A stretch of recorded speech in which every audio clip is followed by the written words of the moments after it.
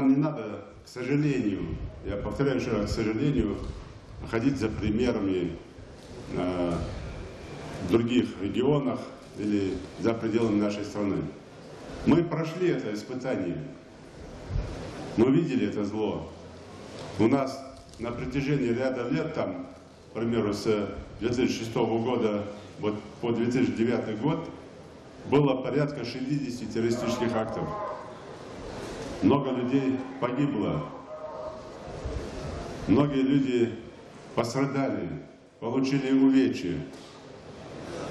И самое страшное, когда это зло творят наши с вами дети. Да, кто-то любит говорить, что у террористов нет национальности, у бандитов нет национальности.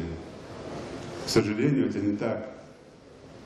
Вчера мы открывали в Магасе школу на 1500 мест. Вот эти детишки, которые там пели стишки, песни, эти детишки, которые сидели в классе, это все наше, родное. И если из них вырастает бандит-террорист,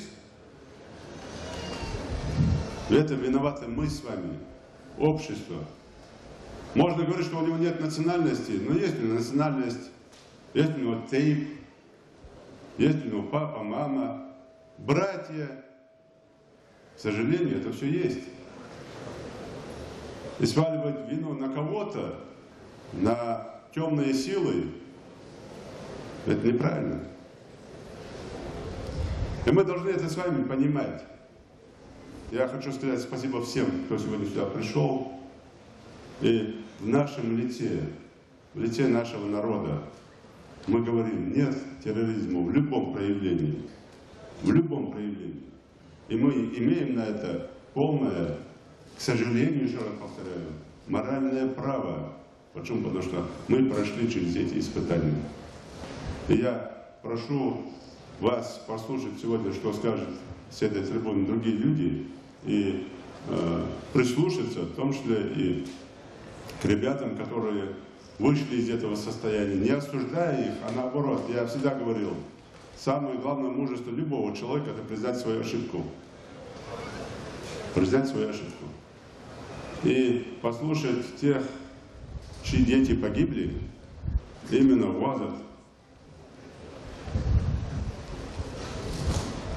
И понять, посмотреть, мы все одни, мы все друг другу родственники, родные, близкие.